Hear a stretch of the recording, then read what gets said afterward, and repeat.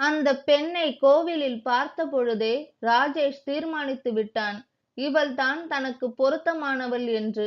ரொம்ப நாளாகவே திருமணமே வேண்டாம் என்று சொல்லிக் கொண்டிருந்தவன் இப்படி சொன்னதும் குமரேசனுக்கும் பார்வதிக்கும் ஒரு வகையில் நிம்மதி. இருந்தாலும் பொண்ணு யாரோ எப்படியோ என்று குழப்பத்தில் இருந்தார்கள். அடுத்த வாரம் அந்த பெண்ணை அதே கோவிலில் ராஜேஷ் காட்டிய பொழுது அவர்களும் தீர்மானித்து விட்டார்கள், இவள்தான் தங்கள் மருமகள் என்று. குமரேசன் விசாரித்து பார்த்ததில் அந்த பெண்ணின் அப்பா ரயில்வேயில் வேலை பார்த்து ஓய்வு பெற்றவர், அம்மா டீச்சராக இருக்கிறார்.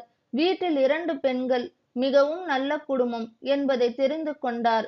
தன்னுடன் வேலை பார்த்த சபேசன் அந்த குடும்பத்துக்கு தூரத்து உறவு என்றதும் அவரிடமே எல்லாவற்றையும் விசாரித்த பின் அவர் மூலமே தூதுவிட்டார். சபேசன் போன் செய்து விஷயத்தை சொன்னவுடன் மணிவேலுக்கும் பரிமளாவுக்கும் என்ன செய்வது என்றே புரியவில்லை. மூத்த பெண் சித்ராய் இப்படி இருக்கும் பொழுது இளையவளுக்கு எப்படி? ஆனால் சின்னவளுக்கும் 22 வயதாகிறதே, ஏதாவது வழி செய்துதானே ஆக வேண்டும். விஷயத்தை கேட்டவுடன் நந்திதா தீர்மானமாக மறுத்துவிட்டாள். முதல்ல அக்காவுக்கு ஒரு வழியை பார்த்துட்டு அப்புறம் எனக்கு வாங்க என்று உறுதியாக இருந்தாள். மூத்த பெண் சித்ரா பாவம், கல்யாணமான 2 மாதத்திற்குள் புருஷனை விபத்தில் பறிகொடுத்துவிட்டு வீட்டோடு வந்தவள்தான். எப்படி இருந்த பெண் 24 வயதில் ஒளியிழந்து வாழ்க்கையே இருண்டு போய் உட்கார்ந்திருக்கிறாள். 3 பேரும் கலந்து பேசி ஒரே முடிவுக்கு வந்தார்கள். சபேசனுக்கு போன் அடித்து வேண்டாம் என்று சொல்லிவிடலாம். கிச்சனில் சமைத்துக் கொண்டே அந்த உரையாடல்களை கேட்டுக்கொண்டிருந்த சித்ரா வேகமாக வெளியே வந்தாள். ஏன்பா, என்னைய நிம்மதியாவே இருக்க விடமாட்டீங்களா? நான் இங்க வந்து உங்களுக்கு பாரமா இருக்கிறது போதாதுன்னு வீட்ல ஒரு நல்ல காரியத்துக்கும் நான் தான் தடையா இருக்கணுமா? என் வாழ்க்கைத்தான் இப்படி ஆயிடுச்சுன்னா தங்கச்சி வாழ்க்கைக்கும் நான் தான் முட்டுக்கட்டையா? நீங்க 3 பேருமே என்னாலதான் நிம்மதி இல்லாம இருக்கீங்கன்னு நினைச்சா எனக்கு எப்படிப்பா நிம்மதி கிடைக்கும் என்று பொரிந்து தள்ளினாள். அப்பா, என் மனசுக்கு நிம்மதி வேணும்னு நீங்க நினைச்சீங்கன்னா சபேசன் மாமாவுக்கு உடனே போன் பண்ணி பொண்ணு பார்க்க வர சொல்லுங்க. தங்கச்சி நல்ல இடத்துல வாக்கப்பட்டு சந்தோஷமா இருந்தா அவளுக்கு மட்டும் இல்லப்பா, நம்ம எல்லோருக்கும் சந்தோஷம் தானேப்பா.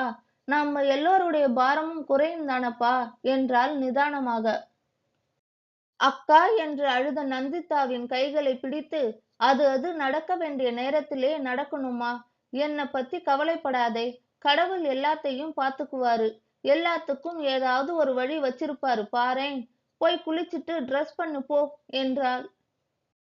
பரிமளாவோ, கடவுளே, இவ்வளவு நல்ல பெண்ணை இப்படியாக்கி வச்சிருக்கியே என்று மனதுக்குள் புழுங்கியபடி கண்ணீரை அடக்க முடியாமல் அடுப்படிக்குள் புகுந்து கொண்டாள்.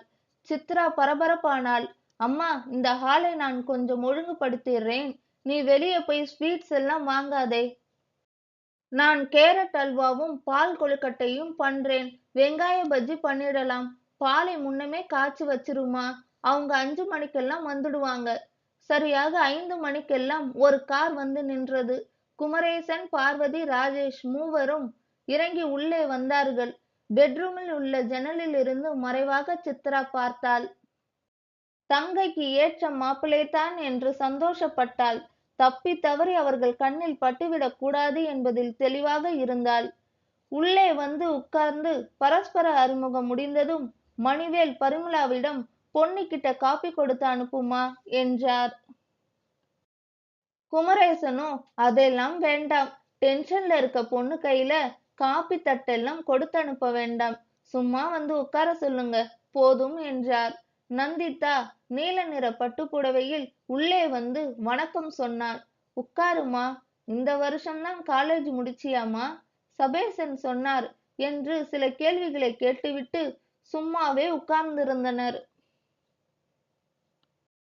குமரேசன் மீண்டும் பொன்னை அனுப்புங்களேன், பார்த்துட்டு போயிடுறோம் என்றார். மணிவேலும் பரிமளாவும் புரியாமல் விழித்தார்கள். பார்வதி சொன்னார், நாங்க மூத்தவ சித்ராவை தானே பார்க்க வந்திருக்கோம், அனுப்புங்க, பார்த்துட்டு போயிடுறோம் என்றனர். அங்கே இருந்த 3 பேருமே பேசுவதற்கு வார்த்தை இல்லாமல் தடுமாறினார்கள். இனம் புரியாத மகிழ்ச்சியும் ஒருவித குழப்பமும் மனதிற்குள் மாறி மாறி வந்து அலையடித்தன. சித்ராவை பற்றி உங்களுக்கு தெரியுமில்லை என்று ஆரம்பித்த மணிவேலை குமரேசன் இடைமறித்தார். உங்க பெண்ணை பற்றிய முழு விவரமும் தெரிந்த பிறகு நாங்கள் 3 பேரும் பேசி முடிவெடுத்துத்தான் பொண்ணு பார்க்க வந்திருக்கோம் என்றார். சந்தோஷத்தில் என்ன செய்வது என்று புரியாமல், கடவுளே, ஏதாவது நல்லது நடக்கணுமே என்று வேண்டிக் கொண்டே பரிமளா பெட்ரூமுக்கு ஓட்டமும் நடையுமாக போனாள். பெட்ரூமில் இருந்தே ஹாலில் நடந்த உரையாடல்களை கேட்டுக்கொண்டிருந்த சித்ராவும் ஒருவித அதிர்ச்சியில் இருந்தாள். சித்ரா, சீக்கிரம் ஒரு நல்ல புடவைய கட்டிக்கிட்டு வாம்மா, அவங்க உன்னைத்தான் பார்க்க வந்திருக்காங்க என்றாள் பரிமளா. அம்மா, எனக்கு வேண்டாம், நான் உங்க கூடவே இருந்துடுறேன் என்றாள் சித்ரா. பரிமளாவோ பதட்டத்தில், சித்ரா, சொல்றதை கேளுமா, கடவுளே பார்த்து அனுப்பி வச்சிருக்காரு.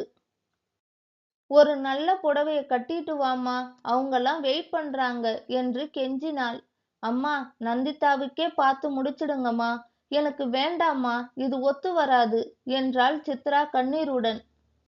அக்கா, சொல்றதை கேளுக்கா, ப்ளீஸ்கா, எனக்காக வாக்கா என்று நந்திதாவும் கெஞ்சிக் கொண்டே உள்ளே ஓடி வந்து சித்ராவின் கைகளை பிடித்தாள். நந்திதாவின் பின்னாலேயே பார்வதியும் வந்தாள். தங்கச்சிக்கு பார்த்த வரனை எப்படிம்மா திடீர்னு அக்காவுக்கு மாத்தற என்று அம்மாவிடம் பாய்ந்தாள் சித்ரா. இப்பொழுது பார்வதி சிரித்துக்கொண்டே கேட்டாள், ஏம்மா, அக்காவை பார்க்கணும்னு வந்த எங்களுக்கு நீ மட்டும் தங்கச்சியை காட்டலாமா என்றவுடன் மௌனமானாள். இது ஒத்து வராது, பின்னாடி பிரச்சனை வரும், நான் இப்படியே இருந்துடுறேன் என்று பழைய பல்லவியே மீண்டும் பாடினாள் சித்ரா. பார்வதி மீண்டும் பேசினாள். சித்ரா, என் பையன் உன்னை முதல்ல பார்த்தப்ப நீ கல்யாணமாகாத பொண்ணுன்னு நினைச்சுத்தான் பார்த்தான். நாங்களும் கூட அப்படி நினைச்சுத்தான் பார்த்தோம். அப்பவே எங்க எல்லோருக்கும் உன்னை பிடிச்சு போச்சு. உன் மேல ஏதோ பரிதாபப்பட்டோ இரக்கப்பட்டோ நாங்க இந்த முடிவை எடுக்கலை. உன்னை முழுமையா பிடிச்சதுனால தான் பொண்ணு கேட்க முடிவு செஞ்சோம். அப்புறமா உன்னை பத்தி சபேசன் சார் மூலமா தெரிஞ்சுக்கிட்ட அப்புறம் உன் மேல இருந்த விருப்பமோ அபிமானமோ எங்களுக்கு கொஞ்சம் கூட குறையல. பார்வதி மேலும் சொன்னாள், ரொம்ப நாளா கல்யாணமே வேண்டாம்னு இருந்த என் பையன் தனக்கு இப்படி ஒரு பொண்ணுத்தான் வேணும்னு கேட்டதாலேயே எங்க வீட்ல கெஞ்சிட்டு இருக்கோம். ரொம்ப நாளா இருண்டு போயிருந்த தன் பொண்ணுக்கு இப்படி ஒரு வெளிச்சம்தான் வேணும்னு உன் வீட்டுல கெஞ்சிட்டு இருக்காங்க. 2 வீட்டையும் ஏமாத்திடாதம்மா என்றார் ஏக்கத்துடன். அமைதியாக தலையை குனிந்து கொண்டிருந்த சித்ராவின் முகத்தை உயர்த்தி, என் வீட்டுக்கு விளக்கேத்த வருவியாம்மா என்று கேட்டபொழுது பொங்கி வந்த கண்ணீருடன் பார்வதியின் தோளில் சாய்ந்தாள் சித்ரா. குழந்தையை போன்ற குதூகலத்துடன் ஹாலுக்கு ஓடினாள் நந்திதா.